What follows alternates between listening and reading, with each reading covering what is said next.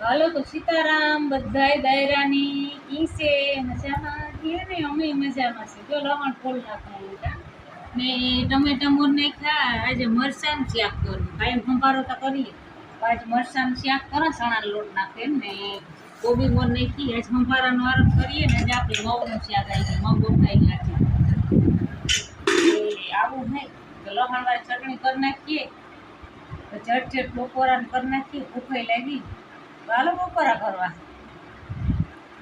આવ્યો કે નહીં આવો તો આવું બધું હાલે તમારે કેવા ચાક